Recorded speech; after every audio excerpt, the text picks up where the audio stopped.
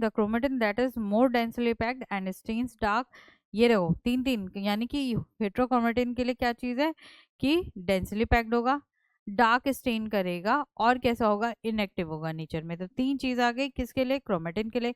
आपको डिफरेंस आ सकता है कि डिफरेंस बताओ किसका, है ना, जब आप अपना 12th का एग्जाम वगैरह के लिए स्टडी कर रहे हो। एंड देन दूसरा आपका CUET में कह सकता है कि इनमें से कौन सी बात हेट्रोक्रोमेटिन के लिए सही नहीं है। तो जैसा हम डिस्कस कर चुके हैं, जो ये दोनों पॉली न्यूक्लियोटाइड चेन्स है बेटा, ये दोनों एक दूसरे से एंटी पैरेलल फैशन में रन कर रही हैं to each other and are held together by hydrogen bonding between specific pairs of purines and pyrimidines.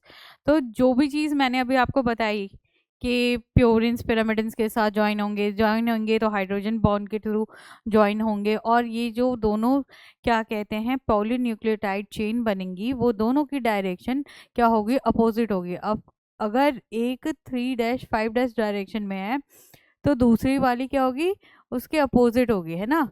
अगर फर्स्ट वाली आपकी कोई भी कंसीडर कर रहे हो चेन, अगर वो 3 और 5 डायरेक्शन में है तो सेकंड वाली भी कैसी होगी बेटा, वो 5 और 3 डायरेक्शन में होगी।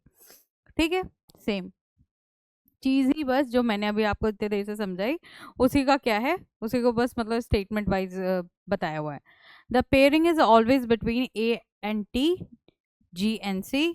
There are 2 hydrogen bonds between A and T, 3 between G and C। ठीक है, सेम चीज हो गई। फिर आगे बढ़ते हैं। The stacking of the bases creates 2 types of grooves called major और माइनर ग्रूव्स। कहने का मतलब कि जब हम न्यूक्लियोटाइड बना रहे हैं, न्यूक्लियोटाइड की चेन जब बन रही है, तो आपने ये देखा हम जो कह रहे हैं कि हेलिक्स बन रहा है, हेलिक्स बन रहा है, वो क्या है, तो एक ग्रूव होता है मेजर और एक होता है माइनर। ठीक है, यहाँ का मतलब ये नहीं है कि दोनों ज्वाइन हो गए, नहीं। जब टर्न इस फैशन में जब टर्न कर रही हैं दोनों हेलिकल ग्रुप्स, तो क्या हो रहा है, दोनों हेलिक्स जब ज्वाइन करते हैं तो बेटा एक तरफ ज़्यादा डिस्टेंस आता है और एक जगह कम डिस्टेंस देखने को मिला। ठीक है, इसी को क्या बोल रहे हैं हम, मेजर और माइनर ग्रुप्स। ठीक है, then both polynucleotide strands in a double helix remain separated by a distance of 20 Armstrong। 20 Armstrong, ठीक है, फिजिक्स याद करो। एमस्ट्रॉन्ग का क्या होता है, एक angstrom is equal to 1 × 10⁻⁻10 metres. ठीक है, इसकी बात कर रहा है, या फिर इसे क्या बोल सकते हैं हम, इज इक्वल टू 10 नैनोमीटर्स, है ना, ये भी बोल सकते हैं ना, 10 नैनोमीटर्स के इक्वल है, या फिर एक आर्मस्ट्रॉन्ग 10⁻⁻10 मीटर के होता है। ठीक है, the cooling of the coiling of double helix is right handed and one complete turn occurs every 34 Armstrong, so the pitch of one turn is 34 Armstrong। क्या कह रहा है ये कि जो आपकी डिस्टेंस है, ये जो डिस्टेंस है बिटवीन 2 पॉलीन्यूक्लियोटाइड चेंज, ये कितना है बेटा, ये 20 आर्मस्ट्रॉन्ग है।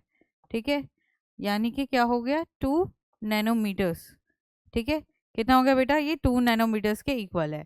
ठीक है, प्लस फिर वो क्या कह रहा है कि यहाँ इस पॉइंट से स्टार्ट करके जब वो दोबारा इस पॉइंट तक जा रहा है, यानी कि एक कंप्लीट रोटेशन के अराउंड वो क्या हो रहा है, आपका एक रोटेशन में कितनी डिस्टेंस कवर कर रहा है, ये जो डिस्टेंस कहलाएगी ये है आपके 34 आर्मस्ट्रॉन्ग के बराबर।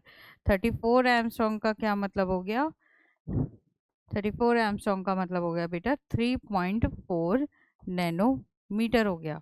ठीक है, तो 3.4 नैनोमीटर हो गया, तो क्या मतलब कि जो हेलिक्स की पिच है ये किसकी लेंथ है, हेलिक्स पिच। ठीक है, हेलिक्स पिच कितना, 34 आर्मस्ट्रॉन्ग या फिर 3.4 नैनोमीटर का आपका क्या कहते हैं, डिस्टेंस बिटवीन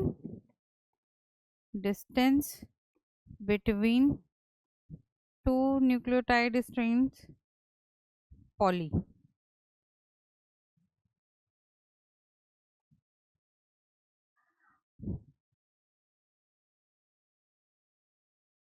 वो कितनी है आपकी 20 आर्मस्ट्रॉन्ग, जिसका मतलब 2 नैनोमीटर हो गया। हेलिक्स की पिच कितनी हो गई, क्या कहते हैं 3.4 नैनोमीटर, यानी यहाँ से स्टार्ट होके ये जो पूरा इधर घूम रहा है इतने में कितनी डिस्टेंस कवर कर ली, शॉर्टर डिस्टेंस कितनी हो गई, ये 3.4 नैनोमीटर की हो गई।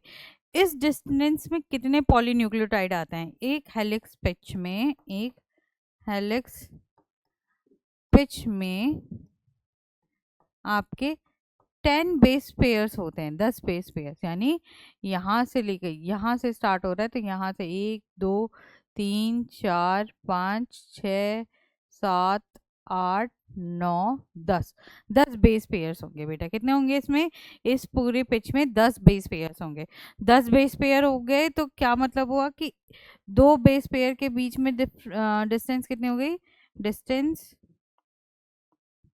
Distance between two base pairs, है ना, दो बेस पेयर के बीच बेटा उन दोनों के बीच में, यानी कि अब हम किसकी बात कर रहे हैं, ये वाली डिस्टेंस की बात कर रहे हैं, ठीक है। इन दोनों के बीच में जो डिस्टेंस है वो कितनी हो गई, जब टोटल 10 के बीच मतलब 10 की वजह से कितनी आ रही है 3.4, तो 3.4 डिवाइडेड बाय 10 आपका 0.34 नैनोमीटर हो जाएगा, ठीक है। कितना हो जाएगा 0.34 नैनोमीटर हो जाएगा बेटा, है ना। और इससे आप क्या कहते हैं, और क्या बोल सकते हो, इसको बोल सकते हो 3.4 एमस्ट्रॉन्ग, ठीक है। तो ये आपका क्या हो गया, ये आपको हेलिक्स यानी डीएनए के स्ट्रक्चर के में बारे में पढ़ा रहे हैं, और उस स्ट्रक्चर के बारे में, उसकी लेंथ के बारे में आइडिया दे रहे हैं, डिस्टेंस कितनी डिस्टेंस होनी चाहिए ये बता रहे हैं, प्लस ऊपर से कि हर बेस पेयर कितने दूरी पे आपको मिल सकता है ये चीज़ बता रहे हैं, ठीक है। ठीक, आगे बात समझ में, तो इस पे बहुत ज़्यादा क्वेश्चन आता है, ठीक है, कि दो बेस पेयर के बीच में क्या डिस्टेंस होगी, ठीक है। आपने कोई सी भी एक यूनिट सेलेक्ट कर लेनी है, जिस भी यूनिट में याद रखो, ठीक है। अगर नैनोमीटर में याद रखोगे तो केवल नैनोमीटर में याद रखना, अगर आर्मस्ट्रॉन्ग में याद करोगे आर्मस्ट्रॉन्ग में, अगर मीटर में याद कर रहे हो तो मीटर में, ठीक है। कंफ्यूज नहीं होना कि मुझे आर्मस्ट्रॉन्ग में भी करना है नैनोमीटर में, नहीं, एक यूनिट में याद कर लो। एक यूनिट में याद करने के बाद अगर क्वेश्चन में आता है भी है कि भाई आपने जो यूनिट याद करी उससे अपोज मतलब दूसरी यूनिट पूछ ली है, तो आप उसे तुरंत उस टाइम पे कन्वर्ट कर लो, ठीक है। बट कंफ्यूज नहीं होना है, ठीक है, क्योंकि फिर थोड़ा सा डेसिमल का इधर उधर होते ही आपका आंसर गलत है ना, तो रिस्क नहीं लेना।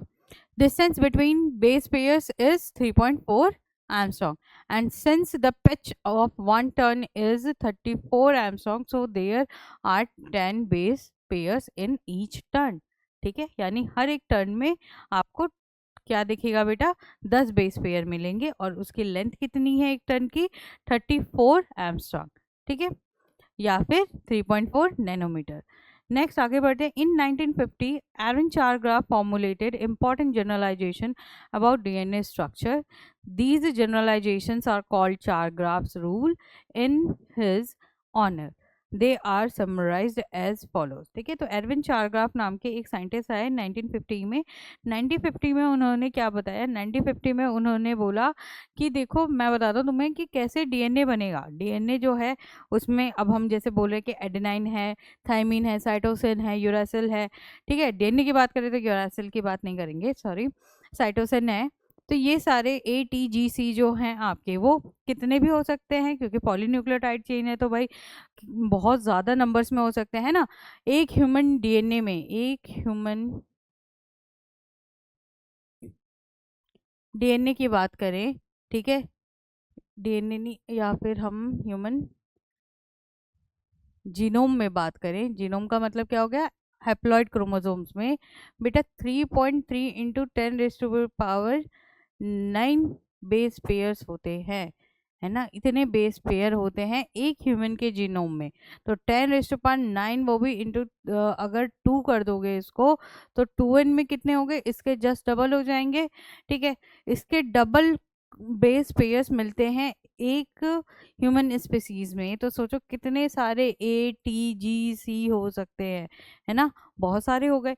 तो ये ATGC कितने होंगे, किस प्रोपोर्शन में होंगे, उसके उस चीज़ को फॉर्मुलेट किया किसने, हमारे एरविन चारग्राफ ने, ठीक है। और इसी वजह से इस जो उन्होंने क्या दिए, क्या कहते हैं, जो प्रोपोर्शंस निकाला जिसके वजह से, या फिर जो मतलब फॉर्मूला निकाला कि किस पैटर्न में आपका 80 रेशो होना चाहिए, जीसी रेशो होना चाहिए, उसको हमने क्या बोला, चारगाफ्स रूल्स बोला। इसी वजह से the purines and pyrimidines are always in equal amounts. उन्होंने कहा कि प्योरिन्स हमेशा पिरामिडन के बराबर होगी। सही बात है कि नहीं? सही बात है भाई। हमने देख लिया कि ए जो है हमेशा टी के साथ आएगा, जी हमेशा सी के साथ आएगा। तो जितने प्योरिन उतने पिरामिडन, ठीक है, जितने प्योरिन उतने पिरामिडन। तो यानी प्योरिन और पिरामिडन आपके क्या रहने वाले हैं, हमेशा इक्वल नंबर के रहने वाले हैं। ठीक है। तो इससे क्या रूल बना, इससे ये रूल बना कि जितने आपके प्योरिन है ना, ए और जी, प्योरिन क्या है, ए और जी, तो A plus G equals to T plus C constant होगा किसी भी ऑर्गेनिज्म के डीएनए में। यानी मेरे डीएनए में जितने क्या कहते हैं एडेनाइन है उतने ही थाइमीन है, और जितने ग्वानिन है उतने ही साइटोसिन है। और इन दोनों का सम भी, यानी किसका सम, प्योरिन का, एडेनाइन और ग्वानिन का सम बराबर होगा थाइमिन और साइटोसिन के सम के। ठीक है। ये हर स्पीसीज, हर ऑर्गेनिज्म, हर इंडिविजुअल के लिए है। ठीक है। नेक्स्ट आगे बढ़ते, the amount of adenine is always equal to that of thymine, ये भी बात हम कर चुके हैं। And the amount of the guanine is always equal to the cytosine. ठीक है, साइटोसिन के बराबर रहेगा ग्वानिन, यानी A equals to T, A equals to T रहेगा और जी इक्वल्स टू सी रहेगा हमेशा। ठीक है। Number of adenine is equal to number of thymine bases, number of guanine bases is equal to number of cytosine bases. ठीक है। Statement में question आ सकता है, कंफ्यूज नहीं होना है। ठीक है। प्योरिन्स पिरामिडेंस के बराबर है, तो भाई प्योरिन्स क्या होती है, प्योरिन्स होती है एडेनिन और ग्वानिन, और पिरामिडेंस होती है थाइमिन और साइटोसिन। तो इन दोनों का सम टोटल क्या हो गई, टोटल प्योरिन हो गई ए प्लस जी, और टोटल पिरामिडिन हो गई आपकी टी प्लस सी। तो ये दोनों भी बराबर, और ये, तो आपको दो फॉर्मूला मिल गए, A plus G equals to T plus C. ठीक है, दो बात यहाँ से क्लियर हो गई। ठीक है, यही चीज़ बताई हुई है कि ए हमेशा टी के बराबर होगा, जी हमेशा सी के बराबर होगा, यानी कि प्योरिन हमेशा पिरामिडिन के बराबर होगा, यानी कि A plus G equals to T plus C होगा। ठीक है, अल्टीमेटली एरविन चारग्राफ रूल से हमें ये फाइनल स्टेटमेंट्स मिलती है। फिर क्या कहा एरविन जी ने, उन्होंने कहा इसमें क्या खास बात है, कुछ और मतलब सही चीज़ बताओ। तो उन्होंने बताया कि जो बेस रेशो है किसका, नाइट्रोजन बेसिस का, कौन से, ए प्योरिन अपॉन ग्वानिन, क्या प्योरिन अपॉन पिरामिडिन नहीं बोल के, देखो दो चीज़ निकाल सकते हो इसमें। एक तो इन्होंने बोला ए प्लस टी अपॉन जी प्लस सी, ये डिफरेंट है उससे, पीछे वाले से, ए प्लस जी टी प्लस सी, अगर इसका ये एक्स है तो ये भी क्या है एक्स, इन दोनों का रेशो निकालूं ए प्लस जी अपॉन टी प्लस सी। ठीक है, तो ये क्या हो जाएगा, x upon x, x upon x क्या हो जाएगा 1। ठीक है, तो एक क्वेश्चन तो ये आता है। ठीक है, तो तुम्हें ये देखना है कि प्योरिन अपॉन पिरामिडिन क्योंकि बराबर है, तो इनका रेशो भी क्या होगा बेटा, बराबर होगा। ठीक है, यानी दैट इज इक्वल टू 1। ठीक दूसरी बात क्या कही उन्होंने कि ए प्लस टी, ठीक है, और जी प्लस सी ये कांस्टेंट रहेगा। किसी भी स्पीसीज में कितने उसमें एडेनिन होने चाहिए, कितने अभी ग्वानिन होने चाहिए, और कितने आपके साइटोसिन होने चाहिए, ये क्या होता है, हमेशा कांस्टेंट रहता है। ठीक है, तो कांस्टेंट रहता है तो क्या हो गया, इससे क्या समझ में आया कि यानी ए का रेशो जी के रिस्पेक्ट में या टी का रेशो सी के रिस्पेक्ट में किस तरीके से होना चाहिए, वो चीज़ बताई उन्होंने। ठीक है अब ये कांस्टेंट कैसे रहता है, कांस्टेंट ऐसे रहता है, देखो बेटा आपको पता है कि ए हमेशा टी के बराबर होगा। अगर मैं बात कर लूँ कि ए जो है एक्स है, ठीक है, तो टी भी क्या होगा, एक्स होगा। ठीक है, या इसको ऐसे, ए की वैल्यू एक्स है तो टी की भी वैल्यू वही होगी, है ना। और अगर जी की वैल्यू आप वाई मान रहे हो तो सी की भी वैल्यू वही होगी, है ना। यानी कि x प्लस एक्स,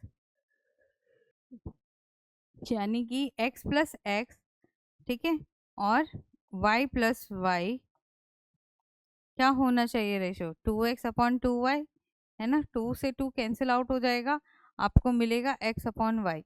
तो ये हमेशा किसी भी स्पीसीज के लिए क्या होता है, कांस्टेंट होता है, ठीक है।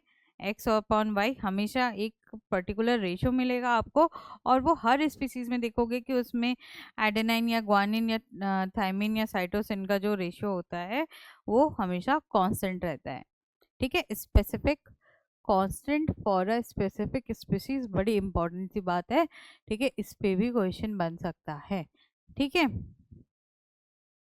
और वहीं ये दे देता कि a प्लस g/t+c, तो ये आपका क्या हो जाता, 1, ठीक है। तो 4 पॉइंट्स आपने ध्यान रखना है एडविन 4 ग्राफ रूल के।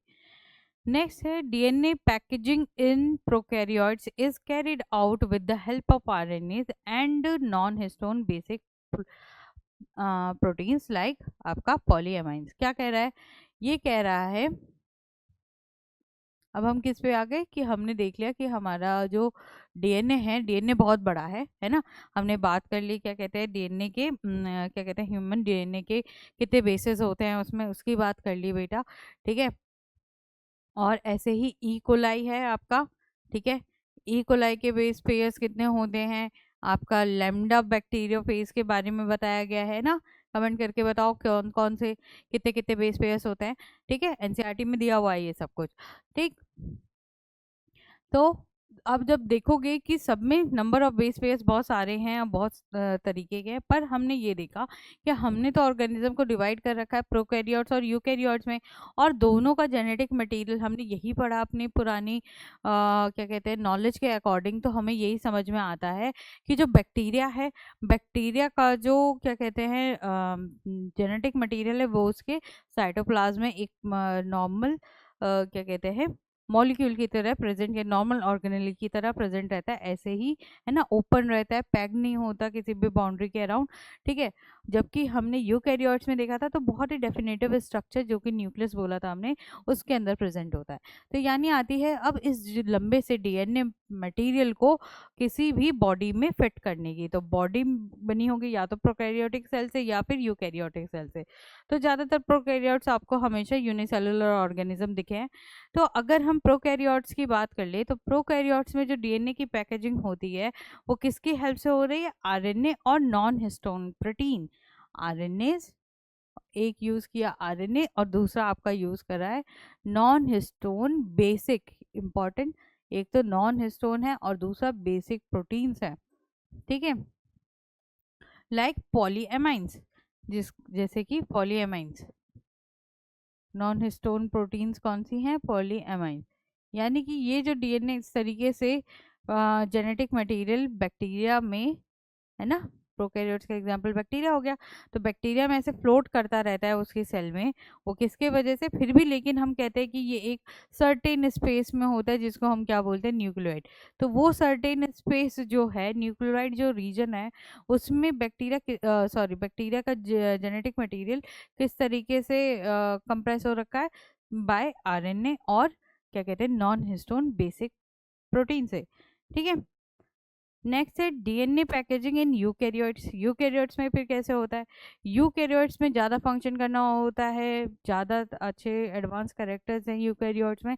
तो ऑफ कोर्स यूकैरियोट्स का डीएनए आपके प्रोकैरियोट्स के डीएनए से बड़ा लंबा होगा, है ना, ज़्यादा न्यूक्लियोटाइड मिलेंगे, है ना। अभी तुम जब देखोगे कि लैम्डा बैक्टीरियोफेज और ई कोलाई के नंबर ऑफ बेस पेयर्स में कंपैरिजन करोगे तो तुम्हें इजीली समझ में आएगा कि कितने क्या है बेटा उसमें आपको क्या कहते हैं फर्क दिख रहा है कि डीएनए किसका बड़ा है, ठीक है। तो यूकैरियोट्स का जब डीएनए देखते हैं, ठीक है, ठीक है, तो वायरस का सबसे कम होगा, वायरस का सबसे कम, देन बैक्टीरिया का, देन आपका यूकैरियोट्स, है ना। तो देखो आपको बैक्टीरियोफेज के बारे में, लैम्डा के बारे में दिया हुआ है, ई कोलाई के बारे में बताया हुआ है और ह्यूमन। तो इनको कंपेयर करना और देखो कितने ज़्यादा डिफरेंस है बेस पेयर्स या नंबर ऑफ न्यूक्लियोटाइड्स में। ठीक है, आप आगे बढ़ते हैं। ठीक है, हम किसकी बात कर रहे हैं, यूकैरियोट्स में। तो यूकैरियोट्स में क्या क्या चाहिए, लाइसिन और आर्जिनिन। लाइसिन और आर्जिनिन क्या है, लाइसिन और आर्जिनिन जो है बेटा आपके बेसिक एमिनो एसिड्स हैं, है ना। ये क्या है बेटा, ये आपके बेसिक एमिनो एसिड्स हैं, यहीं लिख देते हैं, बेसिक एमिनो एसिड्स, है ना। 11 क्लास में हमने 20 अमीनो एसिड्स पढ़े थे। उन 20 अमीनो एसिड्स में से लाइसिन और आर्जिनिन ऐसे अमीनो एसिड हैं जो कैसे हैं, रिच बेसिक प्रोटीन्स है बेटा, है ना। रिच बेसिक प्रोटीन बोल दिया, एक्चुअली में क्या है, अमीनो एसिड है ना, प्रोटीन तो इनसे बनेगी। ठीक है, तो rich basic amino acids called as histones. ठीक है, तो क्या होता है कि जो आपकी पैकेजिंग हो रही है डीएनए की यूकैरियोट्स में, वो एक हिस्टोन नाम के प्रोटीन से बनती है। वो हिस्टोन प्रोटीन जो है वो किससे बना हुआ है, आर्जिनिन और लाइसिन। इस पे एक क्वेश्चन मिलेगा आपको। The unit of compaction is nucleosome. और इस मतलब एक जो प्रोटीन है आपकी हिस्टोन, उसमें रैप हो रहा है डीएनए। ये जो डीएनए रैप हो रहा है उसको हम क्या बोल रहे हैं, न्यूक्लियोसोम बोल रहे हैं। ठीक है, हिस्टोन्स आर ऑफ 5 टाइप्स। देखो कितनी प्रोटीन्स कितने तरीके की हो सकती है, H1 हो सकती है, H2A हो सकती है, H2B हो सकती है, H3 हो सकती है और H4 हो सकती है ना। तो प्रोटीन की ये क्या है बेटा, चार 5 वो दे रखे हैं फॉर्म। ठीक है, H1, H2A, H2B, H3 और H4। ठीक है, 4 ऑफ देम, कौन कौन सी, H2A, H2B, H3 और H4 are organised to form a unit of 8 molecules called as histone octamer. क्या कह रहे हैं कि इनमें से 4, यानी कि अगर हम H1 को हटा दें, H1 को छोड़ के H2A, H2B, H3, H4, ये चारों क्या होते हैं बेटा, एक साथ दो दो मतलब यूनिट्स में ज्वाइन करती हैं और क्या बनाती हैं, 8 मॉलिक्यूल का एक हिस्टोन ऑक्टामेयर बनाती है। ठीक है, the negatively charge DNA is wrapped around the positively charge histone octamer to form a structure called nucleosome. ठीक है, अब इसको पहले समझ लेते हैं। ठीक है, आपने क्या देखा कि आपको पता है कि आपके जो न्यूक्लियस है, नॉर्मल न्यूक्लियस में आपको क्या दिखेगा, इस तरीके का पैटर्न दिखेगा। ठीक है, ये देखो न्यूक्लियस है, न्यूक्लियस को बड़ा करके दिखा रहा है ना इस तरीके से। तो ये जो क्या होता है, ये जो पैटर्न जिसमें एकदम न्यूक्लियस कैसा दिखता है, ब्लैक ब्लैक डॉट्स दिखते हैं खूब सारे न्यूक्लियस के अंदर। तो ये ग्रेन्स जो दिखती हैं, वो ग्रेन्स किसके वजह से बेटा, क्रोमेटिन की वजह से। किसके वजह से, क्रोमेटिन की वजह से, है ना। क्रोमेटिन क्या होता है आपको पता है, लूजली बाउंडेड डीएनए को हम क्या बोलते हैं, क्रोमेटिन बोलते हैं। फिर जब ये क्या होती है, सेल डिवाइड करने जा रही होती है, सेल मियोसिस करे या माइटोसिस करने जा रही है, तो सेल की जो यही क्रोमेटिन है, डीएनए है, ये और कॉम्पैक्ट फॉर्म में क्या होता है, पैकेजिंग होती है इसकी, जिसको हम क्या बोलते हैं, क्रोमोसोम बोलते हैं। ठीक है, तो ये जो पैकेजिंग है क्रोमोसोम की, उसी को फिर आगे दिखाया हुआ कि किस तरीके से हो रही है। ठीक है, तो आप यहाँ पे देख रहे हो कि ये क्या हो रहा है, एक्चुअली में क्या है, क्रोमोसोम, डीएनए, है ना। यहाँ से स्टार्ट करते हैं। डीएनए की बहुत सारी कॉइल्स को क्या किया इन्होंने, एक जगह पे कॉइलिंग इकट्ठा करना स्टार्ट किया। ठीक है, जब ये कॉइलिंग हुई तो देख रहे हो ये ब्लू ब्लू कलर की बॉल्स दिख रही हैं तुम्हें, ये ब्लू कलर की बॉल्स क्या है बेटा, हिस्टोन प्रोटीन्स हैं, हिस्टोन प्रोटीन्स हैं। ठीक है, अब कोई चीज आपने कोई भी देखा है बहुत लंबी सी, अगर जैसे आपने देखा होगा क्या कहते हैं, कोई भी थ्रेड है, कोई भी थ्रेड है, उसको ऐसे तो नहीं लूजली छोड़ा जा सकता, उसको क्या करते हैं, प्रॉपर टेलर वगैरह लोग क्या कहते हैं, प्रॉपर एक किसी क्या कहोगे, किसी एक मटेरियल पे उसको अच्छे से क्या करते हैं, रोल करके रखते हैं, है ना। तो ये वैसा ही सिस्टम है, एक बॉल है किसकी, प्रोटीन की, जिसका नाम हिस्टोन है, उससे बनी हुई एक रोल है जिसके ऊपर क्या कर रहे हैं, पूरे थ्रेड को लपेटा जा रहा है। ठीक है, थ्रेड किसका है, डीएनए का। ठीक, अब ये जो थ्रेड, एक जो बॉल है वो कितना डीएनए लपेट लेती है, वो लपेट लेती है 200 बेस पेयर्स, 200 बेस पेयर जितने लंबे डीएनए को, है ना। यानी अब भाई ये भी तो लिमिटेशन है कि मान लीजिए ये एक हिस्टोन प्रोटीन है, इस हिस्टोन प्रोटीन पे मुझे क्या करना है, डीएनए को लपेटना है। तो मैं कितने डीएनए लपेट सकती हूँ, ये भी इस चीज़ की क्या होगी, एक लिमिटेशन होगी, है ना। ऐसे थोड़ी कि लपेटते चले जाए, ऐसे तो डैमेज हो जाएगा, है ना। तो ऐसे भी नहीं डैमेज करना बहुत ज़्यादा कि भाई बहुत ज़्यादा लपेट के भर दे, नहीं। तो कितना कर सकते हैं, केवल 200 बेस पेयर तक। तो ये 200 बेस पेयर तक डीएनए क्या होता है, इस हिस्टोन प्रोटीन पे वाइंड अप होता है बेटा। और इसी चीज को हम क्या बोलते हैं, न्यूक्लियोसोम। तो अगर कोई पूछे क्वेश्चन में कि न्यूक्लियोसोम होता क्या है, न्यूक्लियोसोम हिस्टोन प्रोटीन और डीएनए का एक तरीके से समअप है। ये न्यूक्लियोसोम, फिर देखो एक न्यूक्लियोसोम, दो न्यूक्लियोसोम, ऐसे करके कितने सारे न्यूक्लियोसोम है ना।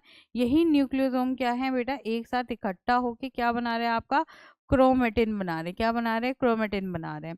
ठीक है, ये क्रोमेटिन फिर और ज्यादा हाईली कॉइल्ड होता है और फिर क्या बना लेता है, क्रोमोसोम बना लेता है। ठीक है, ये पैटर्न चलता है।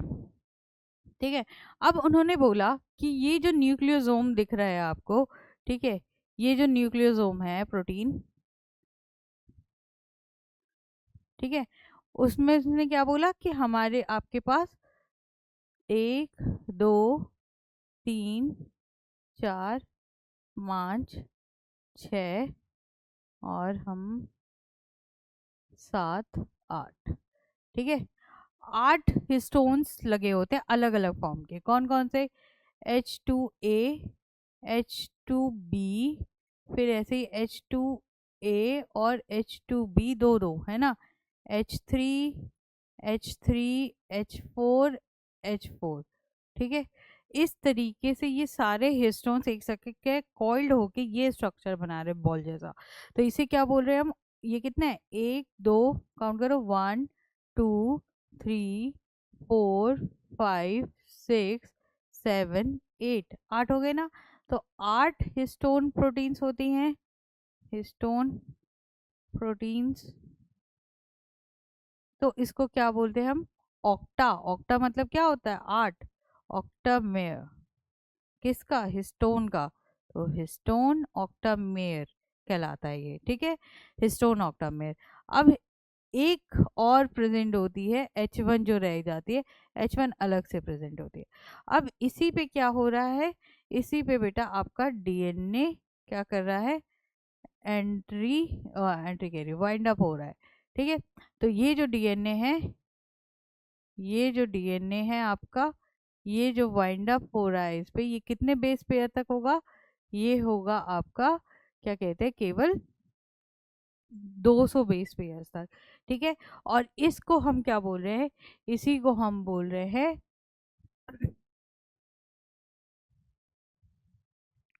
और इसी को हम क्या बोल रहे हैं, इसी को हम न्यूक्लियोसोम बोल रहे हैं। इस पूरी यूनिट को न्यूक्लियोसोम बोल रहे हैं। ठीक है, अब एक न्यूक्लियोसोम, दो न्यूक्लियोसोम, ऐसे करके बहुत सारा न्यूक्लियोसोम इकट्ठा होता है। तो हम इस स्ट्रक्चर को क्या बोलते हैं, ये क्या दिख रहा है, ऐसा दिख रहा है ना, ये की माला है ना, माला है और उसके ऊपर मोती है ना। तो क्या बोलते हैं, बीड्स ऑन स्ट्रिंग।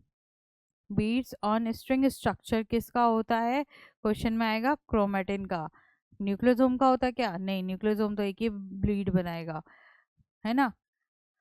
क्रोमोसोम का होता है, नहीं, क्रोमोसोम तो परफेक्ट एक स्ट्रक्चर ले लेता है। ठीक है, तो ये परफेक्ट स्ट्रक्चर जो होता है वो किसके वजह से है, वो आपका यही क्रोमेटिन के कॉम्पैक्ट पैकेजिंग के वजह से होता है।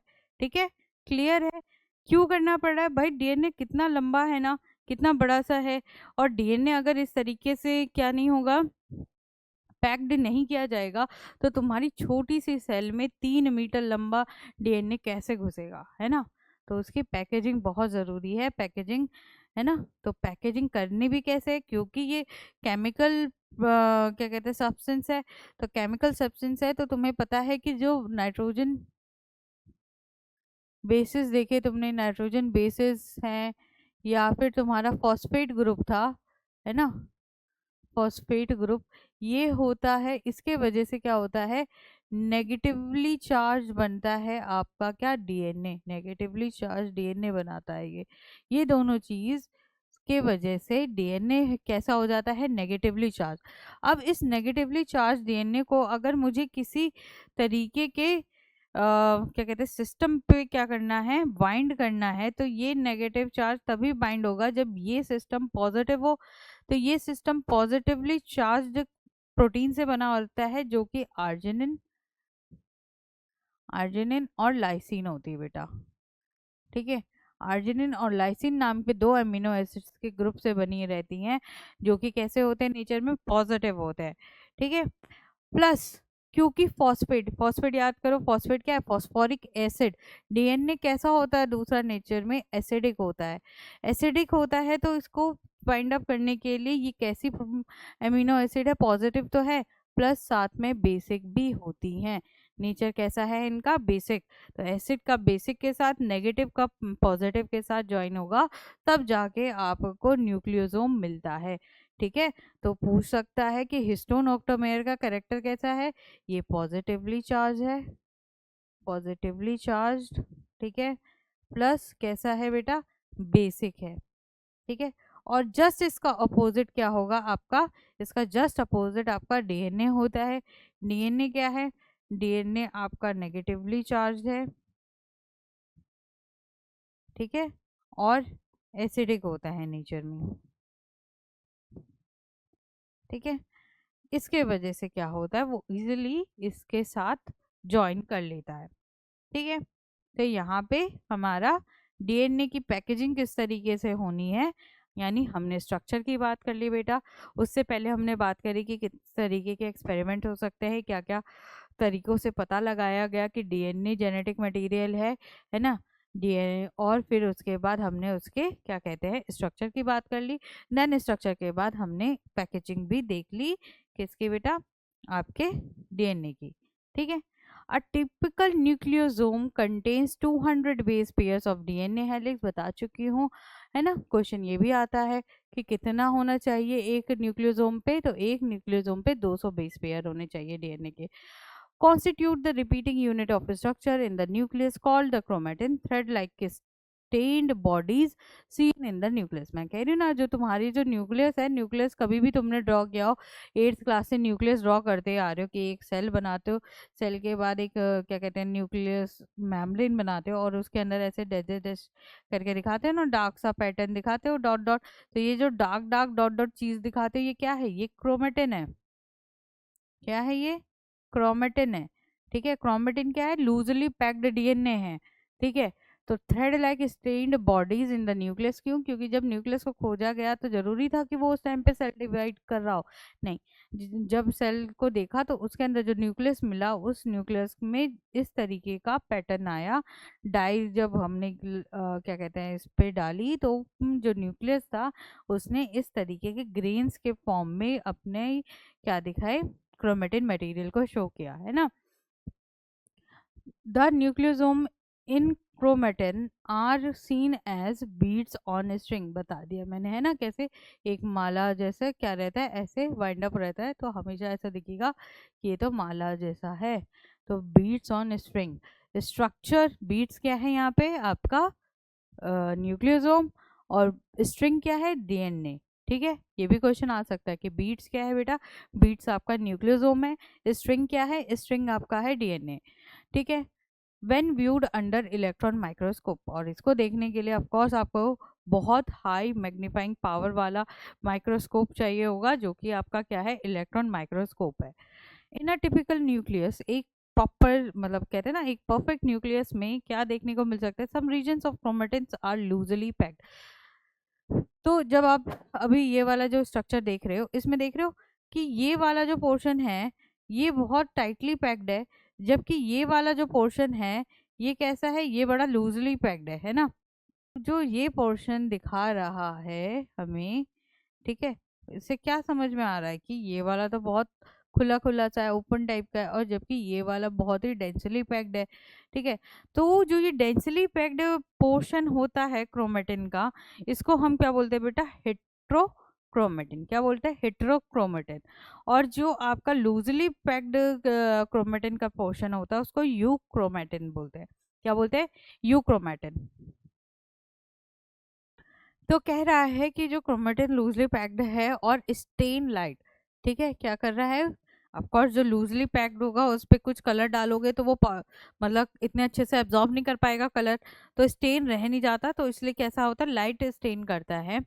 And referred as euchromatin, इसको क्या बोलते हैं हम, यू क्रोमेटिन। यानी कि जो आप ये पोर्शन दिखाते हैं न्यूक्लियस का जब आप ड्रॉ करते हैं, तो आप उसमें जो ये पेंसिल से डॉट्स मारते हैं वो एक्चुअली आप किसके लिए मार रहे हैं, आप उस क्या कहते हैं, उस stained dark stained portion of chromatin के लिए कर रहे हैं, जो कि क्या कहलाता है, हेट्रोक्रोमेटिन। यानी आप क्या दिखाना चाहते हो, हेट्रोक्रोमेटिन, और जो नहीं दिखा रहे हो वो क्या है, लाइट स्टेन्ड आपका यूक्रोमेटिन, ठीक है, विच इज इनएक्टिव। अब इसमें क्या बात आती है कि जो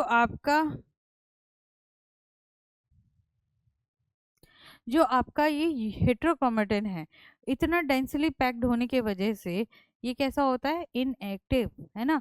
मान लीजिए दोस्तों का ग्रुप है, 5-6 दोस्त हैं एक जगह ही, तो उसमें दूसरे किसी और पर्सन के एंट्री होने क्या होगी, मुश्किल हो जाएगी, ठीक है। वो अपने साथ हमेशा एक गुड ग्रुप बना के रहते हैं पूरे, हमेशा हर जगह जहाँ भी जा रहे हैं, आ रहे हैं, कर रहे हैं, कुछ भी काम कर रहे हैं, वो अपने आप में क्या है, अपने में ही स्टेबल हैं, तो उनको किसी और चीज़ की ज़रूरत नहीं है। यानी कि वो सोशली इनएक्टिव हैं, दूसरे और से इंटरेक्ट नहीं कर रहे, तो हमने क्या कह दिया कि ये कैसे हैं, इनएक्टिव है। जबकि आपका यू क्रोमेटिन लूज है ना, मतलब दूर दूर रहते हैं, इसके दोस्त दूर दूर रहते हैं, तो इसके पास चांसेस है कि इसमें कोई और भी एंट्री ले सकता है, तो इसमें और भी कोई एंट्री ले सकता है, तो ये कैसा है, एक्टिव है, ठीक है। तो यू क्रोमेटिन आपको एक्टिव मिलता है, हेट्रोक्रोमेटिन इनएक्टिव मिलेगा, या फिर दूसरी टर्म आप या क्या यूज कर सकते हो, साइलेंट, है ना।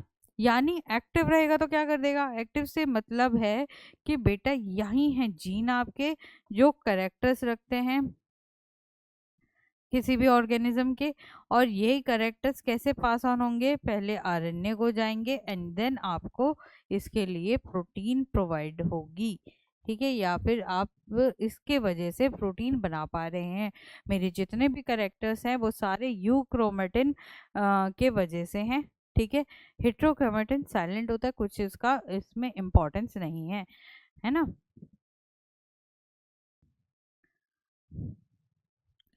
ठीक है, the chromatin that is more densely packed and stains dark, ये रहो तीन तीन, यानी कि हेट्रोक्रोमेटिन के लिए क्या चीज़ है कि डेंसली पैक्ड होगा, डार्क स्टेन करेगा, और कैसा होगा, इनएक्टिव होगा नेचर में। तो तीन चीज आ गई किसके लिए, क्रोमेटिन के लिए।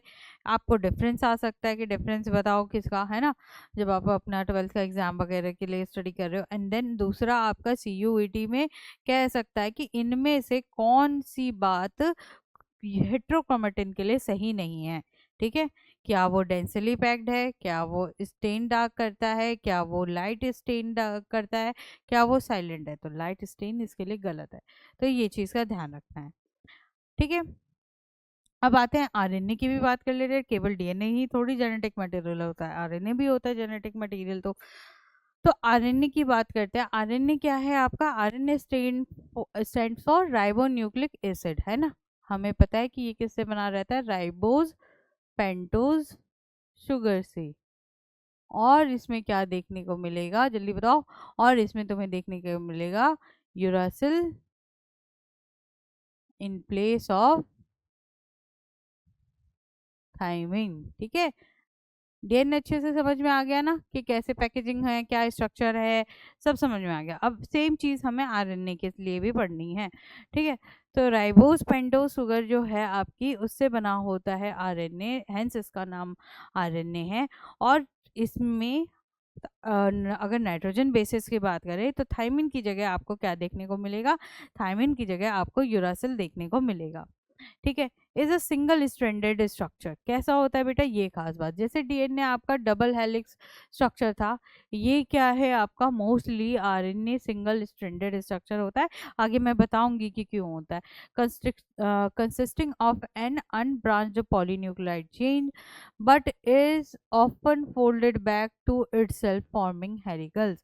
क्या कह रहा है कि वैसे तो इसमें क्या होगा कि ये सिंगल इस तरीके की ब्रांच होती हैं, ठीक है, इसके क्या होते हैं, अनब्रांच्ड पॉलीन्यूक्लियोटाइड होते हैं, ठीक है। यानी कि आपके अगर न्यूक्लियोटाइड्स है, ये एक न्यूक्लियोटाइड है, ये दूसरा न्यूक्लियोटाइड है, ये तीसरा चौथा, तो इसमें कोई आपको फ्री बॉन्ड्स नहीं दिखेंगे, कोई बॉन्ड नहीं दिखेगा। बॉन्ड होगा तो ये फिर वाइंड अप कर लेना चाहिए, तो नहीं, ऐसा नहीं होता है। तो कोई क्या नहीं दिखेगा, अनब्रांच्ड पॉलीन्यूक्लियोटाइड चेन नहीं है ये, ठीक है। प्लस यही आपस में क्या होता है ना, घूम के आपस में ही वाइंड अप कर सकता है, ठीक है। आरएनए का मॉलिक्यूल खुद में ही वाइंड अप कर सकता है, बैक इटसेल्फ फॉर्मिंग हेलिकल्स, हेलिकल्स बना लेगा अपने लिए। The 4 nitrogenous bases found in RNA, adenine, ठीक है, एडेनाइन मिलेगा, तो कॉमन है एडेनाइन, स्वाटोसिन और ग्वानिन। क्या अनकॉमन है, यूरासिल, ठीक है। यूरासिल क्या होता है, अगर इसमें मिथाइल ग्रुप ऐड कर दें, ठीक है, मिथाइल ग्रुप ऐड कर दोगे तो क्या बन जाएगा, ये हो जाएगा थायमिन, ठीक है। इसीलिए याद रखो कि थायमिन की जगह क्या होता है, यूरासिल। और यूरासिल में जैसे ही मिथाइल ग्रुप ऐड हो जाता है तो ये क्या होता है, स्टेबल, तो मोर एडवांस इस वजह से डीएनए होता है। ये प्रिमिटिव टाइप का जेनेटिक मटेरियल है। Uracil is present in RNA at place of thymine. In RNA every nucleotide residue has an OH group present at the second position in the ribose.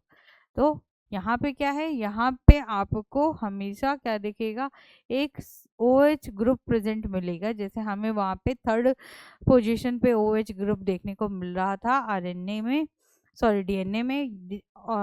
तो RNA में क्या देखने को मिलेगा कि second carbon पे आपका एक OH ग्रुप प्रेजेंट है, ठीक है। अब आते हैं, बात करते हैं टाइप्स ऑफ आरएनए की, कि आरएनए कितने टाइप के हो सकते हैं। जैसे हमने वहाँ पे देखा बी डीएनए, ए डीएनए, है ना। और मोस्ट कॉमन कौन सा है आपका, बी डीएनए।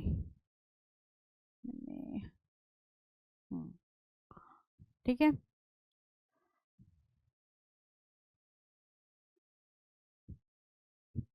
क्या चला जा रहा है।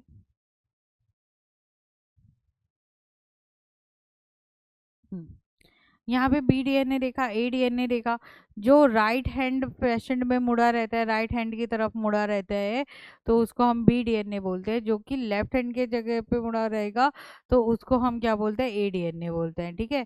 फिर आप जी डीएनए भी देख रहे हो, सी डीएनए भी देख रहे हो, है ना। बी डीएनए और सी डीएनए अपोजिट दिख रहे होंगे एक दूसरे से, और एक आप देख रहे हो डी डीएनए, है ना। तो ये इन सब की बाइंडिंग की अलग अलग तरीके के ग्रुप्स देख सकते हो, अलग अलग तरीके के ग्रुप्स इसमें फॉर्म्ड है, ठीक है। तो ये आपने डीएनए के टाइप देखे थे। फिर उसके बाद हम आ रहे हैं अपने आरएनए, तो और आरएनए की टाइप्स की बात करनी चाह रहे हैं हम।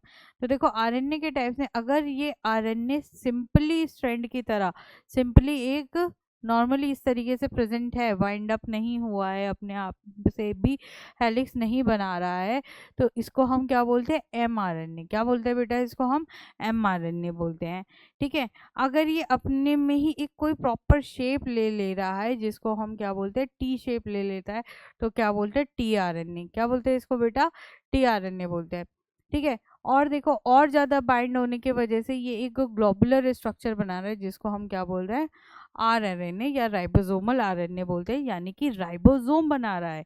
राइबोसोम अल्टीमेटली क्या है, आरएनए की ही डेंस पैकेजिंग है, ठीक है। जो तुम आ रहे राइबोसोम्स राइबोसोम्स पढ़ते आ रहे हो इतने टाइप से, कि ऐसी ऑर्गेनेली जिसका मेम्ब्रेन बाउंड, क्यों होगा मेम्ब्रेन बाउंड, ये तो ऑलरेडी क्या है, एक जेनेटिक मटेरियल है, एक आरएन न्यूक्लियोटाइड है, पॉलीन्यूक्लियोटाइड पॉलीमर है। तो ये नॉर्मली ये कोई पर्टिकुलर क्या नहीं है, ऑर्गेनेली नहीं है, तो इसके ऊपर आपको कोई मेम्ब्रेन नहीं दिखाई देगी, ठीक है। बस क्या है कि एक जगह आरएनए बहुत डेंसली पैक्ड हो गया, इसको ही हम क्या बोल रहे हैं, राइबोसोम बोल रहे हैं। देन आप क्या देख रहे हो, S N R N A, S A R N A भी एक पर्टिकुलर शेप में है बेटा, ठीक है। तो वो देख रहे हो। फिर यहाँ पे देखो एक लंबी सी स्ट्रैंड क्या हुई, कि आरएनए आया और आरएनए ने फिर खुद से एक अपने साथ ही क्या कर ली, बाइंडिंग कर ली। इसको क्या बोल रहे हैं, S N O R N A, ठीक है। और फिर कुछ बहुत छोटे छोटे आरएनए दिखाई दे रहे हैं, जिसको एम आई आरएनए बोल रहे हैं, ठीक है। ऐसे ही एस आई आरएनए बोल रहे हैं, है ना। और ऐसे ही क्या बोल रहे हैं, इंक्लूसिव आरएनए, ठीक है। एकदम पर्टिकुलर टाइप का क्या कहते हैं आपका क्या कहते हैं, आरएनए है, जो कि क्या करता है, अब देखो सबके फंक्शन अलग अलग है। जो आपका mRNA है वो काम करता है प्रोटीन बनाने का, इससे क्या मिलेगा हमें, प्रोटीन मिलेगा, ठीक है। फिर ये जो tRNA है, tRNA का काम क्या होता है, ये क्या करता है, mRNA को इससे जुड़ा रहेगा और क्या बनाएगा, आपका अमीनो एसिड्स को ज्वाइन करेगा। अमीनो एसिड्स जो हम ये कह रहे हैं कि प्रोटीन बनाएगा कैसे, जब इस mRNA जुड़ा होगा इस पे, ठीक है, mRNA को रीड करता हुआ अमीनो एसिड बना देगा, ठीक है। ये काम किसका होता है, tRNA का। आरएनए क्या करता है, ये अमीनो एसिड जो ज्वाइन हो रहे हैं या mRNA को जो रीडिंग हो रही है, ये काम करता है आरएनए, राइबोसोम का, ठीक है। आरएनए क्या हो गया, राइबोसोम वाला। एसएनआरएनए का क्या काम होता है, जो अभी आप आगे पढ़ोगे और फंक्शंस होते हैं आरएनए के, है ना। तो आरएनए क्या करता है, जो प्रोटीन वगैरह बन रही है या जो एमआरएनए बन रहा है उसकी एक प्रॉपर शेप को डिफाइन करने का काम करता है। फिर उसके बाद एसएनओ आरएनए क्या होता है, एसएनओ आरएनए होता है जो आरएनएज हैं, जो ये सभी आरएनएज बन रहे हैं, इनका एक प्रॉपर मॉडिफिकेशन, जो ये प्रॉपर शेप बन रही है उसी में कौन हेल्प कर रहा है, SNO RNA. Regulates gene expression, miRNA क्या करता है, जितने भी जीन्स आ रहे हैं उनको क्या करना है, वो अपने आप को एक्सप्रेस करें कि नहीं करें, उसका ध्यान कौन रख रहा है, एमआईआरएनए, ठीक है। एसआईआरएनए का काम क्या होता है, साइलेंसेस जीन एक्सप्रेशन, ठीक है सर, यानी कि ये अगर किसी आरएनए में लग गया या किसी एमआरएनए में इसको फिक्स कर दिया तो वो एमआरएनए आगे प्रोटीन नहीं बना पाएगा। एमआईआरएनए लगेगा तो वो प्रोटीन बनाएगा, ये होगा तो नहीं बनाएगा। इंक्लूसिव आरएनए क्या होता है, इंक्लूसिव आरएनए का काम होता है बेटा, ये जीन है, ये जेनेटिक मटेरियल की तरह रोल प्ले करेगा, ठीक है।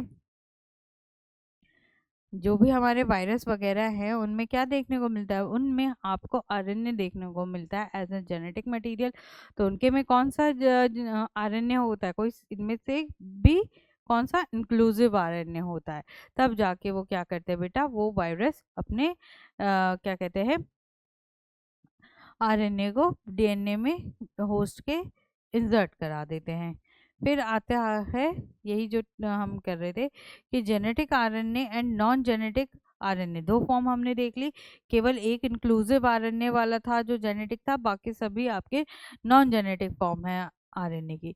Genetic RNA is seen in most of the plant virus में सबसे ज़्यादा होता है और कुछ एनिमल वायरसेस में होता है बेटा, है ना, जैसे कि टीएमवी हो गया, टोबैको मोज़ैक वायरस, है ना। इनफैक्ट पहला वायरस भी किस पे सर्च हुआ था, कहाँ से, टोबैको मोज़ैक वायरस भी सर्च हुआ था जब किसी प्लांट को गया टोबैको को क्या हो रही थी, बीमारी हो रही थी। पोलियो वायरस, जो ह्यूमंस पोलियो तो तुमने सुना ही है ना, 2 बूंद जिंदगी के, तो क्या कहते हैं पोलियो वायरस वाले है वो भी। और इन्फ्लुएंजा, जो ये हमें सर्दी जुकाम वगैरह होता रहता है ना रह रह कर, उन सभी के वायरस में आपको क्या देखने को मिलेगा, RNA as an genetic material देखने को मिलेगा। RNA acts as genetic material in all of them, ठीक। अब देखो इसमें तुम्हें बता रखा है कि जितने भी प्लांट वायरसेस होते हैं, ज़्यादातर प्लांट वायरसेस और आपके टोबैको मोज़ैक वायरस जिसके वजह से ट्यूमर हो रहा था क्या कहते हैं प्लांट को, उसमें आपको सिंगल स्ट्रैंडेड या फिर डबल स्ट्रैंडेड दोनों तरीके के क्या देखने को मिल सकते हैं, आरएनए मिल सकते हैं। सिंगल स्ट्रैंडेड और डबल स्ट्रैंडेड का मतलब कि या तो इसी तरीके से आरएनए प्रेजेंट होगा या फिर क्या हो सकता है, वो हेलिकल फॉर्म में प्रेजेंट हो, ठीक है, वाइंड अप हो जाए अपने ही थ्रेड से कंटिन्यू, ठीक है। तो ये डबल स्ट्रैंडेड हो गया। फिर एनिमल वायरस की बात करें, इन्फ्लुएंजा की बात करें, जिसमें आपके इन्फ्लुएंजा हो गया, ठीक है, रोस सार्कोमा हो गया, पॉलीमेलाइटस हो गया और रियो वायरस हो गया, ये सब क्या है, एनिमल वायरस है। ये सब एनिमल वायरस में आप देखोगे कि सिंगल स्ट्रैंडेड कौन सा है, इन्फ्लुएंजा और रोस वायरस, और पोलियोमेलाइटस और रियो वायरस आपका डबल स्ट्रैंडेड है, ठीक है। बैक्टीरियोफेजेस यानी कि ऐसे वायरस जो बैक्टीरिया को हार्म कर रहे हैं, जैसे MS2, F2 और R17, उसमें आपको सिंगल स्ट्रैंडेड देखने को मिल रहा है, ठीक है। तो ये मतलब आपको एक नॉलेज दे रहे हैं हम कि देखो ऐसा नहीं है कि केवल आरएनए है तो सिंगल स्ट्रैंडेड ही प्रेजेंट होना चाहिए तो ही जेनेटिक मटेरियल की तरह काम करेगा, नहीं, वो अपने थ्रेड से भी वापस से बाइंड होके क्या बना रहा है, डबल स्ट्रैंडेड स्ट्रक्चर बना रहा है। तो डबल स्ट्रैंडेड आरएनए भी प्रेजेंट होगा। कैसे डिनोट करेंगे डबल स्ट्रैंडेड आरएनए को, डीएसआरएनए। ठीक है, DsRNA is double stranded RNA, SsRNA is single stranded RNA। ठीक है, इस तरीके से डिनोशन होता है इसका।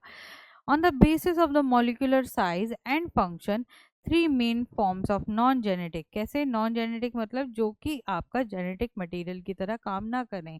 ठीक है, क्या है वो, mRNA दिखा दी मैंने आपको, डीआरएनए भी दिखा दिया और आरएनए भी दिखा दिया। तो ये क्या है, ये क्या काम कर रहे हैं, ये जो आपके बॉडी में अलग फंक्शंस होते रहते हैं सेल के अंदर, जैसे प्रोटीन। अब मेरे अंदर DNA as an genetic material है, तो क्या आरएनए नहीं प्रेजेंट है, आरएनए भी प्रेजेंट है। पर मेरे अंदर जो आरएनए है, वो आरएनए जेनेटिक मटेरियल की तरह काम नहीं करेगा, वो कैरेक्टर नहीं लेके चल रहा है ना, इनहेरिटेंस वगैरह कुछ नहीं है उसमें। पर वो किस काम आ रहा है मेरा, प्रोटीन बनाने में। जैसे कि एमआरएनए, मेरा डीएनए डायरेक्ट प्रोटीन नहीं बना सकता, उसको हेल्प चाहिए एमआरएनए की, तब जाके वो क्या करेगा, प्रोटीन बनाएगा। ऐसे ही आपका जो क्या कहते हैं टीआरएनए है, एमआरएनए डायरेक्ट भी प्रोटीन नहीं बना पाता, उसको एमिनो एसिड से अटैच होना होता है। तो एमिनो एसिड से अटैच करने के लिए उसको क्या चाहिए, टीआरएनए चाहिए। तो मेरे अंदर एमआरएनए भी है, टीआरएनए भी है, तब जाके मुझे प्रोटीन मिल रहा है। प्लस ये रिएक्शन मेरी तेजी से भी होनी चाहिए, है ना। जो भी कैरेक्टर्स डेवलप हो रहे हैं मेरे अंदर, जो भी काम में फंक्शन कर पा रही हूँ, उसके लिए मुझे लगातार प्रोटीन सप्लाई चाहिए। और ये प्रोटीन कब बन रहा है, जब एक कैटलिस्ट यानी कि राइबोसोम आपके सामने प्रेजेंट होता है। तो ठीक है, तब जाके ये क्या होता है बेटा, किसी भी ऑर्गेनिज्म के पास कैरेक्टर्स डेवलप होते हैं। ठीक है, तो ये तीनों चीज़ आपको सभी ऑर्गेनिज्म में, इनफैक्ट ये सारे टाइप के आपको क्या कहते हैं आरएनए मिलेंगे ही मिलेंगे। जरूरी नहीं है कि वो अगर आरएनए जेनेटिक मटेरियल की तरह काम नहीं कर रहा, तो ये जितने भी बचे हुए आपके नॉन जेनेटिक क्या कहते हैं आरएनए हैं, ये क्या हेल्प करते हैं, बाकी के फर्दर रिएक्शंस में हेल्प करते हैं, जो आगे जाके एक्चुअली में क्या है, फाइनल प्रोडक्ट ऑफ जीन बना रही है ना। यानी कि अगर डीएनए रहे और आरएनए रहेगा, तो भी मेरे को कोई फायदा नहीं है डीएनए होने का। डीएनए का एक्सप्रेशन ही किसके हेल्प से हो पा रहा है, आरएनए की हेल्प से हो पा रहा है। ठीक है, mRNA constitutes about 2 to 5% of cellular RNA। जो आपका mRNA स्टैंड्स फॉर मैसेंजर, है ना।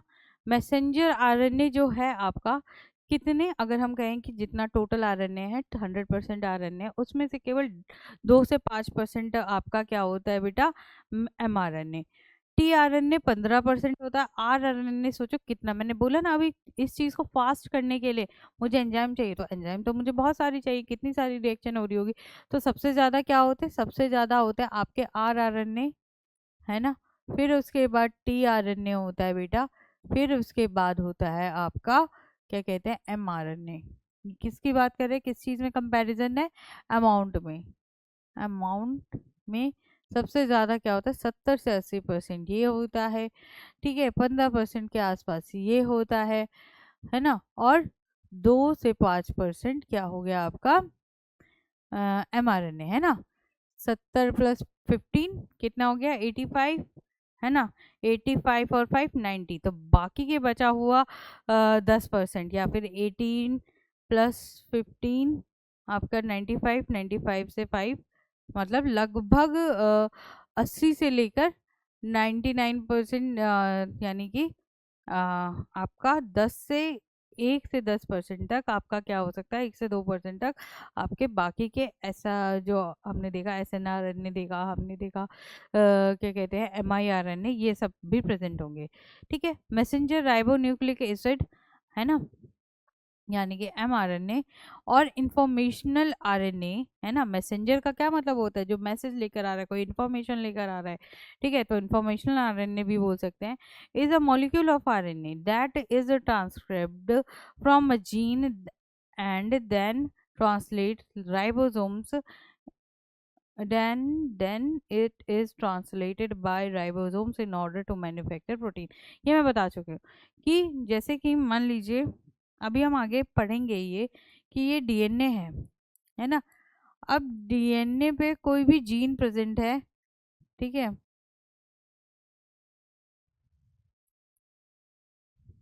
ठीक है।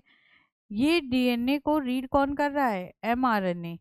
ये एमआरएनए को रीड कौन कर रहा है? टीआरएनए। फिर क्या बन रहा है आपका? प्रोटीन।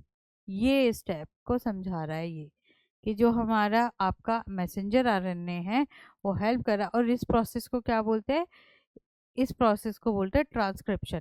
तो ट्रांसक्रिप्ट कर रहा है जीन को, किसमें? With the help of ribosome, help ribosome की मदद से प्रोटीन बनाने में। नेक्स्ट है टीआरएनएज और transferred RNA is also known as soluble RNA भी बोलते हैं। टीआरएनए को क्या बोलते हैं? ट्रांसफर आरएनए या फिर सॉल्युबल आरएनए। और क्या बोलते हैं? Adapter RNA. अभी आगे और भी पढ़ोगे, इसके नाम बहुत सारे होते हैं टीआरएनए को अलग अलग नाम से। Are the smallest bearing 70 to 8 nucleotide and sedimentation coefficient of 4 Sternberg units। ठीक है, अभी बताएंगे एफएस क्या, 4s क्या होता है। ठीक है। तो क्या कह रहा है कि जो ये जितने भी टीआरएनए आपको मिलते हैं, ये टीआरएनए ज़्यादा से ज़्यादा 70 से 80 न्यूक्लियोटाइड से बने होते हैं। ठीक है, 70 से 80 न्यूक्लियोटाइड से बने होते हैं। प्लस इसका काम क्या होता है? इसको as an adapter molecule. Adapter मतलब कि एडेप्टर का काम क्या होता है? कनेक्शन करने का। तो ये कनेक्ट कर रहा है एमआरएनए को प्रोटीन से। सिंपल। आगे पढ़ेंगे इसके बारे में। राइबोसोमल आरएनए क्या है? Is a component of ribosome, the protein synthetic factories in the cell. It is formed in the nucleolus। कहाँ बनता है ये? सबसे इंपॉर्टेंट है कि राइबोसोमल आरएनए कहाँ बनता है बेटा? न्यूक्लियोलस, यानी साइटोप्लाज्म के अंदर। न्यूक्लियस जो है, न्यूक्लियस के अंदर क्या बन रहा है आपका? राइबोसोम बन रहा है। ठीक है। RNA is the most stable type of RNA. तो सबसे स्टेबल टाइप का आरएनए कौन सा है? आपका आरएनए। सबसे छोटा आपका आरएनए कौन सा है? सॉरी, सबसे छोटा आरएनए कौन सा है? आपका टीआरएनए। ठीक है। और क्या कहते हैं, सबसे ज्यादा अमाउंट में कौन सा प्रेजेंट है? तब भी आरआरएनए। ठीक है। और लेंथ में सबसे बड़ा एमआरएनए। ठीक है, क्योंकि ये जीन को क्या करेगा? ट्रांसक्रिप्ट करेगा। तो डीएनए और आरएनए की बात करने के बाद देखेंगे कि डीएनए और आरएनए में से कौन सा बेटर जेनेटिक मटेरियल है। हमने ऑलरेडी आपको पहले ही बता दिया था कि डीएनए और आरएनए में से आरएनए बेटा प्रिमिटिव है। ठीक है। उसके अंदर क्या होता है? उसके अंदर थायमिन की जगह यूरेसिल प्रेजेंट होता है ना। और यूरेसिल जो है बेटा आपका कैसा है? थोड़ा सा अनस्टेबल मॉलिक्यूल है एज कंपेयर टू थायमिन। ठीक है। फिर उसके बाद हमने ये भी देख लिया था कि क्या कहते हैं, कितने टाइप के डीएनए होते हैं, कितने टाइप के आरएनए होते हैं, ये सारी। ठीक है। हमने देखा मोस्ट कॉमनली जो है आपका क्या होता है? आपका डीएनए ज्यादातर क्या कहते हैं, ऑर्गेनिज्म में प्रेजेंट होता है। वो क्यों है ये जानते हैं। ठीक है।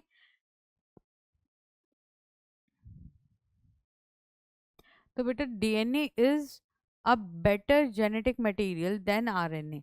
आरएनए से ज़्यादा बेटर मटेरियल कौन सा है? डीएनए। ऑफ कोर्स डीएनए होगा, क्योंकि डीएनए जो है आरएनए से ही इवॉल्व होके बना हुआ है। Because of the following reasons. क्या क्या है? DNA is chemically less reactive, है ना। मैंने कहा था कि आपको क्या क्या कंडीशंस मैंने बताई थी, कि क्या क्या कंडीशंस होनी चाहिए किसी भी जेनेटिक मटेरियल के लिए। उन्हीं कंडीशंस में ज़्यादा बेटर कौन परफॉर्म कर पा रहा है? डीएनए परफॉर्म कर पा रहा है। इसलिए डीएनए ज़्यादा बेटर जेनेटिक मटेरियल है, और इसीलिए सबसे ज़्यादा ऑर्गेनिजम्स में क्या मिलता है? हमें डीएनए मिलता है। ठीक है। क्यों? क्योंकि डीएनए जो है बेटा आपका लेस रिएक्टिव मटेरियल है। ठीक है। डीएनए आपका केमिकली कैसा है? लेस रिएक्टिव है, यानी कि इनर्ट टाइप का है। कैसा हो गया? या फिर क्या बोल देगा आपको कि इनर्ट है ना। यानी कि किसी और से रिएक्टिव नहीं करता। जैसे तुम्हारी एर्थ ग्रुप वाली जितनी भी गैसेस हैं वो रिएक्ट नहीं करती, वैसे ही डीएनए ऑलमोस्ट अनरिएक्टिव सा होता है सब दूसरे केमिकल्स के प्रेजेंस में। And structurally more stable. और स्ट्रक्चर भी तुमने देखा कि इसका डबल क्या कहते हैं, डबल स्ट्रैंडेड हेलिक्स मॉडल है इसका, है ना। और हेलिक्स भी क्या कर रहा है? ट्विस्ट कर रहा है। दो दो ग्रूव्स हैं, है ना, मेजर माइनर करके। तो अपने में ही वो इतना कॉइल्ड अप है, इतना ज़्यादा स्टेबल है, इतनी ज़्यादा अट्रैक्शन से ये मजबूती से जुड़े हुए हैं मॉलिक्यूल्स, कि ये इसको क्या प्रोवाइड करते हैं? स्ट्रक्चरली स्टेबल करते हैं इस मॉलिक्यूल को। As its nucleotides are not exposed except when they have to express their effect। जब तुमने देखा कि जो न्यूक्लियोटाइड्स है, यानी जो यूनिट है, जिस यूनिट से आपका डीएनए बना हुआ है, डीएनए का कोई भी ऐसा आपने क्या कहते हैं उसकी कोई ब्रांच देखी हो, मॉलिक्यूल की कोई भी साइक्लिक रिंग की ऐसी ब्रांच देखी हो जो रिएक्टिव हो, ऐसा कुछ नहीं दिखा है ना। सबको आपस में ही इतने अच्छे से ज्वाइन हो गए कि जरूरत ही नहीं पड़ी,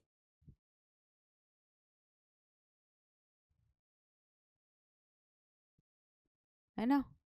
कहाँ देख रहे थे हम डीएनए, ये, ठीक है, कि कोई भी ऐसा क्या कहते हैं आपका ब्रांच नहीं है डीएनए का जिसमें क्या देखने को मिले बेटा, जिसमें आपको फ्री कोई भी ग्रुप मिले, जिसमें जैसे फॉस्फेट भी है तो फॉस्फेट दोनों ही कार्बन से आगे वाले न्यूक्लियोटाइड और पीछे वाले न्यूक्लियोटाइड से जुड़ चुका है, ठीक है। कोई फ्री ओएच ग्रुप भी नहीं है, ठीक है। जो यहाँ पे क्या कहते हैं ओएच ग्रुप वगैरह थे उन्होंने हाइड्रोजन बॉन्डिंग ऑलरेडी कर चुके हैं।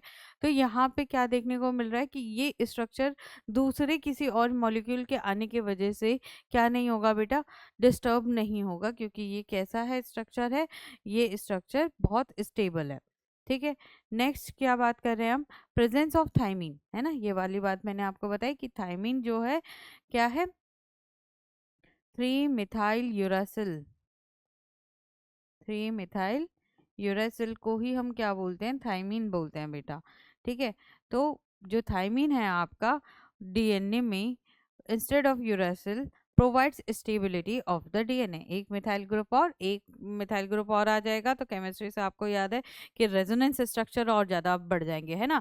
तो जितने ज़्यादा रेजोनेंस स्ट्रक्चर होंगे उतने ज़्यादा ही क्या होता है वो मॉलिक्यूल स्टेबल हो जाता है, ठीक है। तो ऐसा ही डीएनए के साथ है, जैसे ही थाइमिन में एक और मिथाइल ग्रुप ऐड ऑन होता है हाइड्रोजन की जगह बेटा, उसकी स्टेबिलिटी बढ़ जाती है, ठीक है। Hydrogen bonding between purines and pyrimidines and their stacking make DNA more stable for storage of genetic information, है ना। ये जो हाइड्रोजन बॉन्डिंग तुम देख रहे थे दोनों स्ट्रैंड्स के बीच में, प्योरिन्स और पिरामिडन्स के बीच में, ठीक है, क्या कर रही है, इससे क्या फायदा हो रहा है, डीएनए ज्यादा स्टेबल हो जा रहा है, ताकि वो मतलब जितना ज़्यादा स्टेबल वो उतना ज़्यादा कैरी कर सकता है इन्फॉर्मेशन को, या फिर यूँ कह सके कि स्टेबल होने की वजह से उस पे उस मॉलिक्यूल पे रिलाई करना ज़्यादा इजी रहेगा, जो कभी चेंज ना हो, वो इन्फॉर्मेशन को कैरी कर सकता है, इनहेरिटेंस को लेके अच्छे prolong generation to generation pass on कर सकता है ना। इसी स्टेबिलिटी की वजह से जो इन्फॉर्मेशन है आपकी वो क्या होती है, वो भी स्टेबल रह जाती हैं किसी भी डीएनए के अकॉर्डिंग, ठीक है। नेक्स्ट है बेटा, DNA is capable of undergoing slow mutation. DNA क्या करता है, डीएनए क्योंकि रिएक्टिविटी शो है इसकी, तो आपको म्यूटेशन भी आपको इसमें क्या दिखेगा, कम दिखेगा, स्लो दिखेगा बेटा, धीरे धीरे म्यूटेट करता है। बिल्कुल नहीं म्यूटेट करेगा ये कहना गलत होगा, क्योंकि आपको पता है कि इवोल्यूशन भी साथ में होता रहता है। कोई भी ऑर्गेनिज्म या किसी की भी ऑर्गेनिज्म की स्पीसीज है वो धीरे धीरे अपने डीएनए को मॉडिफाई करती रहती है, वो इस वजह से ताकि उसका सर्वाइवल किसी भी कंडीशन में, हार्श से हार्श कंडीशन में बेटर होता रहे। तो अपने बेटर क्या कहते हैं सर्वाइवल स्किल्स जनरेट करने के लिए डीएनए में हल्का फुल्का तो म्यूटेशन होता रहेगा, लेकिन ये म्यूटेशन बहुत ड्रास्टिक नहीं होना चाहिए, बहुत तेजी से नहीं होना चाहिए कि मतलब अभी जनरेशन ये थी अचानक से एकदम से हुआ, है ना। हमें भी लाइक क्या कहते हैं प्राइमेट्स के ही अगर हम हिस्ट्री को पढ़ें तो हमने जो है इवोल्यूशन जब चैप्टर पढ़ेंगे तो उसमें देखेंगे कि जो चिंपैंजी से ह्यूमंस का बनना था वो कितना, उसमें भी काफ़ी टाइम लग गया, है ना। तो म्यूटेशन कैसा होना चाहिए, स्लो होना चाहिए, रिक्वायर्ड ऑफ जेनेटिक मटेरियल, ठीक है, जो भी जेनेटिक मटेरियल है उसके according. It possesses the power of repairing. DNA के पास खुद की क्या होती है, पावर होती है रिपेयर करने की, है ना। अगर कहीं से डीएनए आपको चोट लगी, आपके सेल्स डैमेज हो गए, कुछ सेल्स ऐसे हुई कि जिसके न्यूक्लियस क्या हो गया, टॉर्न आउट हो गया, तो फिर क्या होगा, उसमें जो जेनेटिक मटेरियल प्रेजेंट है वो क्या कर लेगा बेटा, वो अपने आप को रिपेयर कर लेगा। Since DNA is more stable while RNA is more reactive. हमें क्या समझ में आ गया, अगर रिएक्टिविटी कंपेयर करने को बोले कोई, रिएक्टिविटी कंपेयर करने को बोले तो डीएनए और आरएनए में से आरएनए की रिएक्टिविटी ज़्यादा है, ठीक है। Both the types of nucleic acids have been retained in the genetic expression. और हमें यहाँ से ये भी पता चल गया कि आरएनए कैसा है, प्रिमिटिव है, ठीक है। और ये कहाँ है, आपका एडवांस टाइप का जेनेटिक मटेरियल है। ठीक है, advance genetic material, primitive genetic material.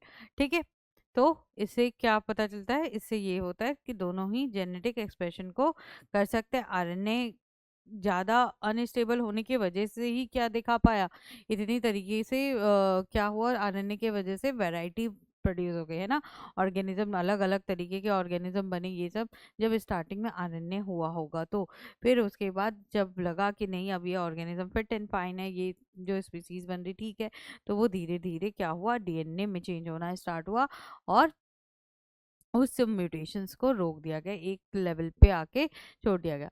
तो इस तरीके से हमने सारा आपके डीएनए के स्ट्रक्चर के बारे में बात कर ली, आरएनए के स्ट्रक्चर के बारे में बात कर ली, उनके टाइप्स के बारे में बात कर ली बेटा। और हमने ये देख लिया कि डीएनए आरएनए जो है मोस्टली क्या होता है, सिंगल स्ट्रैंडेड होता है।